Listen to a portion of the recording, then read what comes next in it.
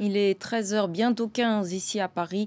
Je vous rappelle le principal titre de cette édition. Vient de l'apprendre, le cardinal Barbarin a annoncé qu'il va remettre sa démission au pape. Il a été condamné tout à l'heure à 6 mois de prison avec sursis pour non-dénonciation d'agression sexuelle commise par un prêtre de son diocèse, le père Prénat. Les avocats du cardinal annoncent faire appel.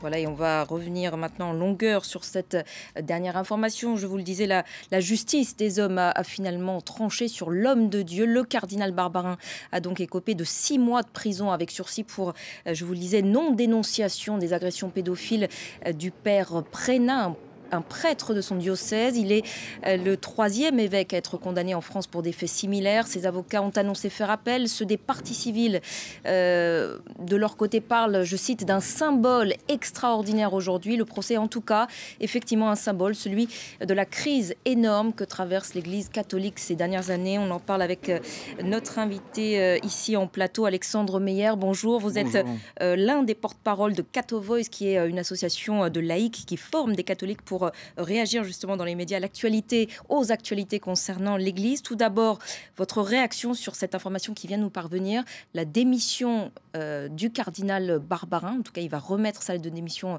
au pape. C'était indispensable selon vous? Je ne sais pas si c'était indispensable, mais en tout cas, c'était peut-être attendu. Je crois que là, on est dans l'ère des symboles. L'ère des symboles après le renvoi de l'état clérical du cardinal Theodore McCarrick, le cardinal américain, puis la condamnation du cardinal Georges Pell, à présent celle du cardinal Barbarin. Je pense qu'il n'avait pas le choix que de faire autre chose que de présenter sa démission. Je pense à présent que le Saint-Siège attendra les conclusions, la décision de la Cour d'appel pour l'accepter ou non. Je pense qu'on est un peu suspendu. Oui, parce que les avocats du cardinal Barbarin, justement, ont justifié cet appel en parlant, je cite, de pression sur le tribunal. Notamment, ils ont évoqué le film de François Ozon, Grâce à Dieu, qui aurait peut-être influencé la décision du tribunal. Comment est-ce que la communauté des catholiques a perçu ce film ? Alors ce film-là, elle l'a perçu comme d'abord un véritable coup de massue. Un véritable coup de massue parce que enfin, on prend conscience de la consistance, de la gravité des crimes qui ont été commis et de la douleur de ces victimes. Et moi, je dois dire, en tant que catholique, eh bien d'abord mon horreur devant l'amoncellement des crimes qui parviennent à notre connaissance depuis quelques semaines, quelques années maintenant.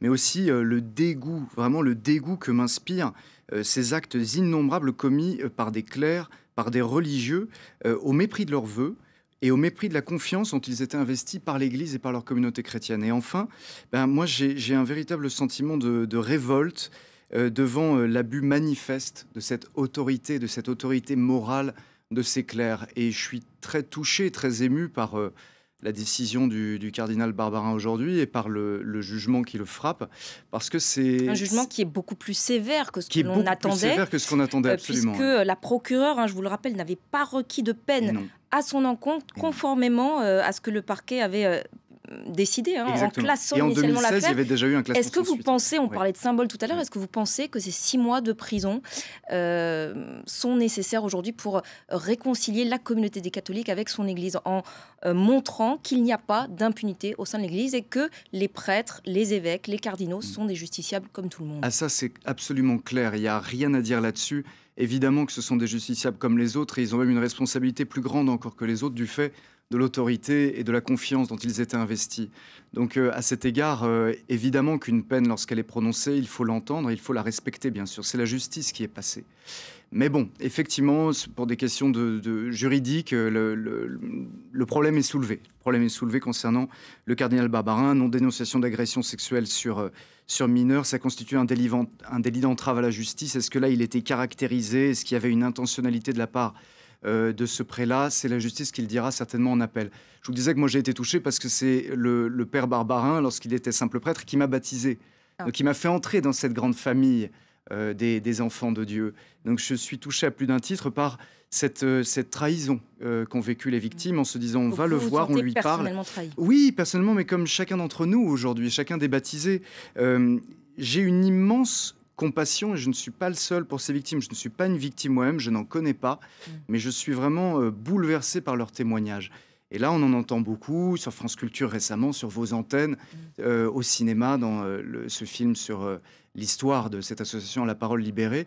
Et moi, ça me frappe et vraiment, ça m'ébranle. Comment est-ce que vous pensez que l'Église, vous parlez de trahison personnelle, comment est-ce que vous pensez que l'Église va réussir à, disons, conserver dans son giron des gens croyants comme vous, qui sont néanmoins extrêmement déçus? Alors, comment est-ce que vous pensez qu'il faut réagir là, aujourd'hui? il y a à mon avis, deux lignes de fuite, deux perspectives qui s'offrent à nous. La vigilance d'abord et puis la transparence ensuite. Le pape François en a totalement pris conscience. Lors de son discours de clôture du sommet sur les abus et les crimes sexuels qui ont été commis et qui s'est tenu au Vatican du 21 au 24 février dernier, il l'a rappelé. Il a effectivement tenu des paroles extrêmement fortes. Par contre, pour ce qui est des décisions, il n'y a pas eu grand-chose. Alors, justement, là, il faut vraiment regarder dans le détail. Le Vatican a fait sienne les recommandations de l'OMS depuis déjà des années, qui se récapitulent sous un acronyme INSPIRE, des préconisations qui ont été apportées par une dizaine d'agences internationales pour lutter contre les violences faites à tous les enfants et toutes les violences.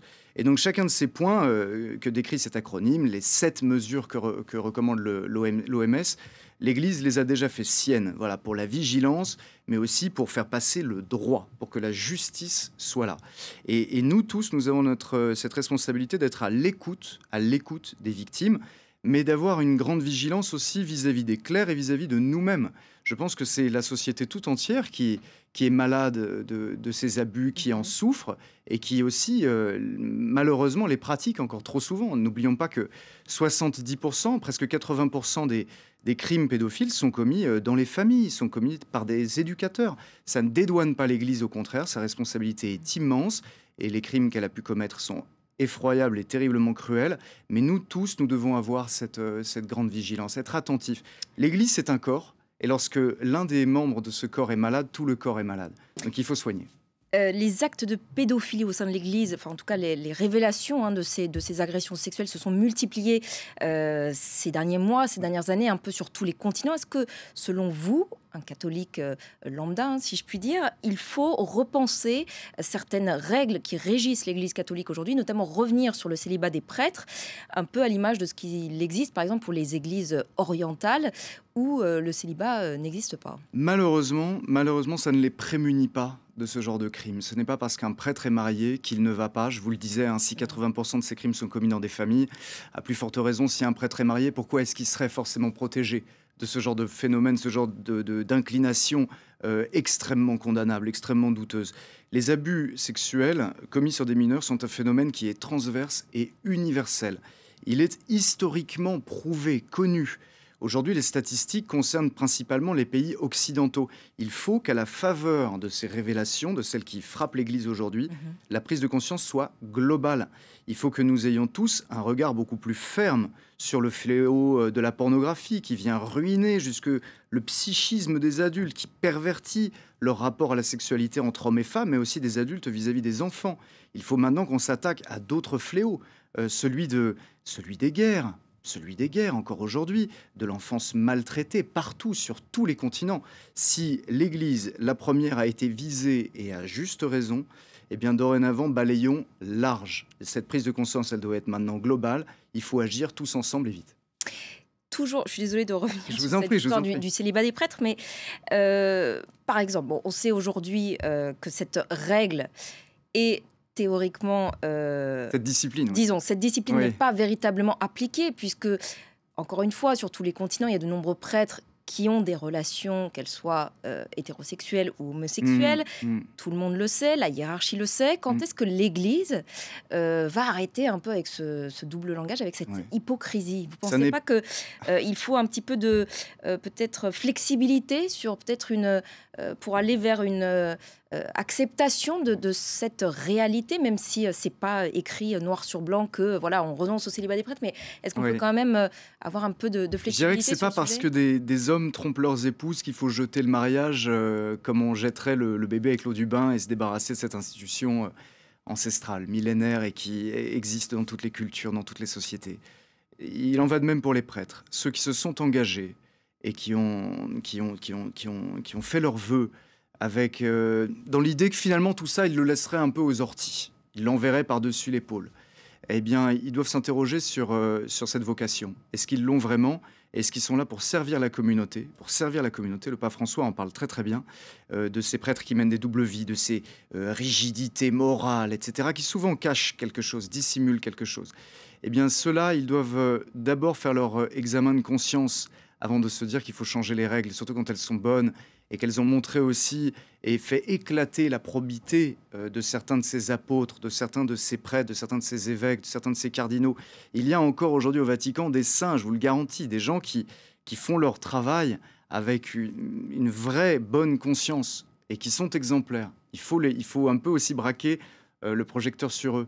Pour les autres, c'est pas parce que leur conduite est répréhensible qu'il faut que tout change. Il faut vraiment qu'ils s'interrogent là-dessus. Et voilà, utiliser son pouvoir spirituel à des fins dévoyées, c'est terrible. Si un prêtre devient seigneur au lieu d'être serviteur de sa communauté, c'est un problème. Commençons par là. Merci beaucoup Alexandre Meilleur d'avoir réagi sur France 24, donc à cette actualité qui secoue décidément l'Église. Aujourd'hui, je vous le rappelle, la condamnation à 6 mois de prison avec sursis du cardinal Barbarin qui a annoncé sa démission.